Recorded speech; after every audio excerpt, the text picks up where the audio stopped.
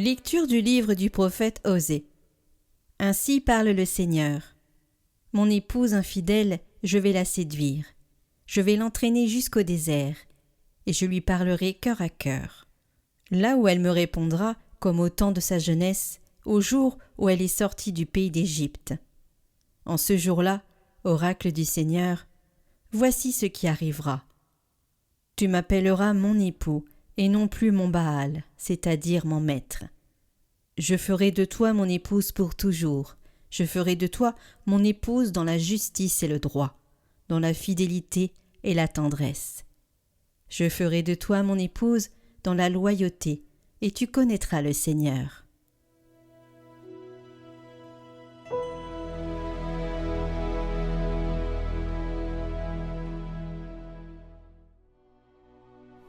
Le Seigneur est tendresse et pitié. Chaque jour je te bénirai. Je louerai ton nom toujours et à jamais. Il est grand le Seigneur hautement loué. À sa grandeur il n'est pas de limite. D'âge en âge, on vantera tes œuvres. On proclamera tes exploits. Je redirai le récit de tes merveilles, ton éclat, ta gloire et ta splendeur. On dira ta force redoutable. Je raconterai ta grandeur. On rappellera tes immenses bontés. Tous acclameront ta justice. Le Seigneur est tendresse et pitié, lent à la colère et plein d'amour. La bonté du Seigneur est pour tous, sa tendresse pour toutes ses œuvres.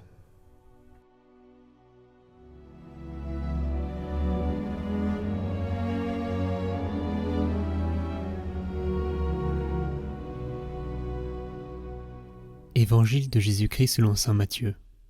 En ce temps-là, tandis que Jésus parlait aux disciples de Jean le Baptiste, voilà qu'un notable s'approcha. Il se prosternait devant lui en disant : « Ma fille est morte à l'instant, mais viens lui imposer la main, et elle vivra. » Jésus se leva et le suivit, ainsi que ses disciples. Et voici qu'une femme souffrant d'hémorragie depuis 12 ans s'approcha par derrière, et toucha la frange de son vêtement.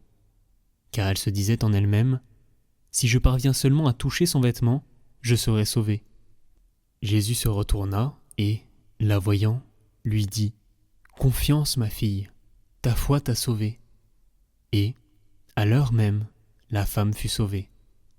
Jésus, arrivé à la maison du notable, vit les joueurs de flûte et la foule qui s'agitait bruyamment.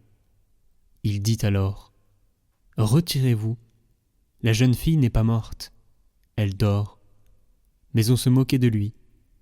Quand la foule fut mise dehors, il entra, lui saisit la main, et la jeune fille se leva, et la nouvelle se répandit dans toute la région.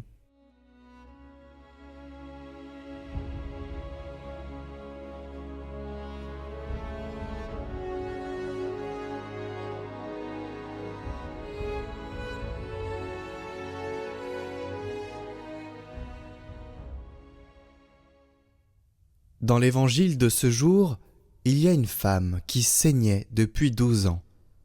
Elle s'approche par derrière, dans la foule, en secret, et elle se dit en elle-même si elle parvient seulement à toucher la frange de son vêtement. Juste cela.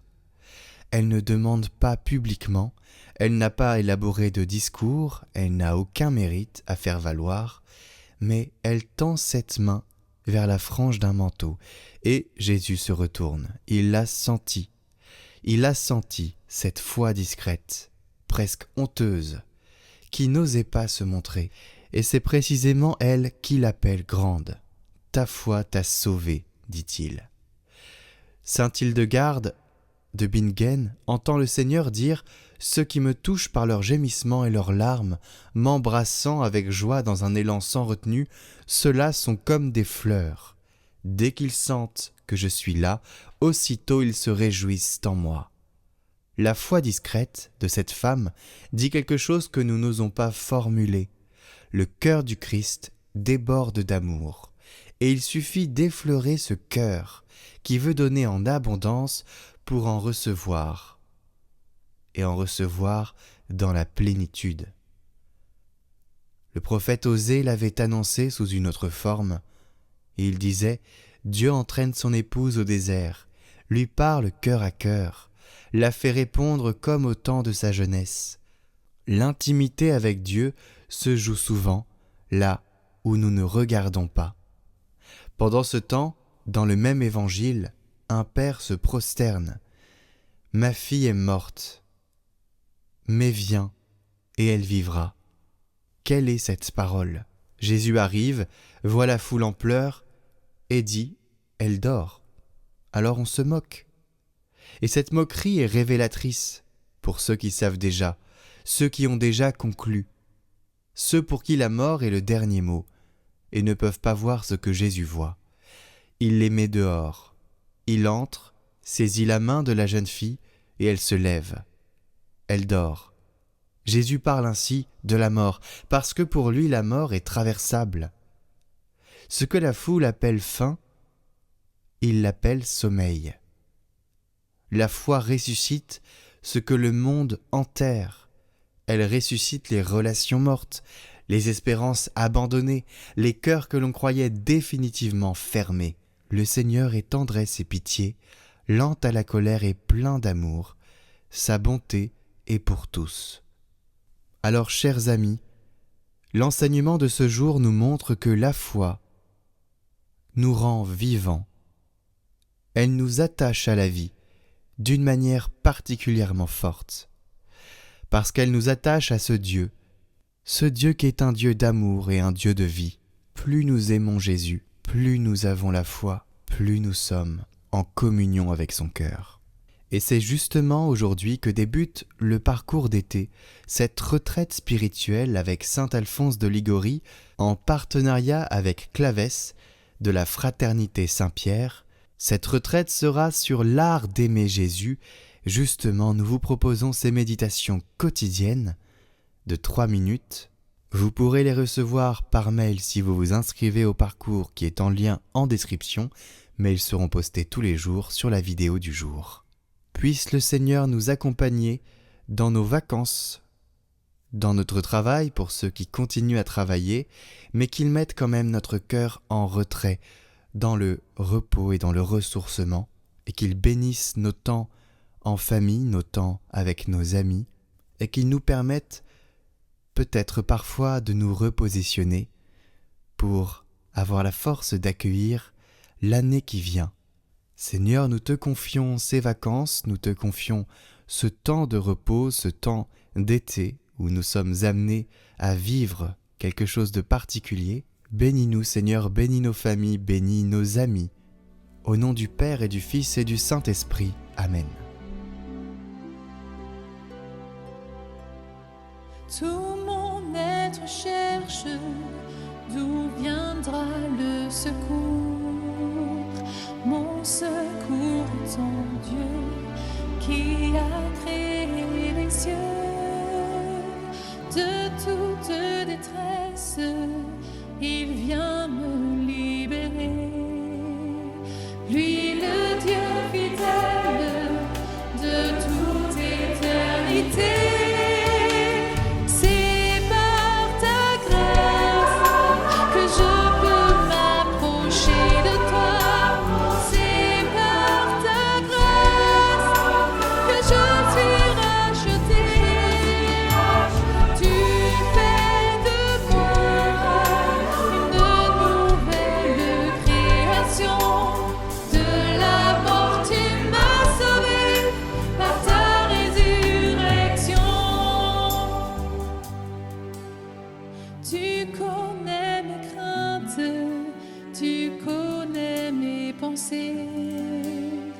Avant que je naisse, tu m'avais appelé. Toujours tu pardonnes d'un amour infini. Ta miséricorde est un chemin de vie. C'est par ta grâce que je peux m'approcher de toi. C'est par ta grâce que je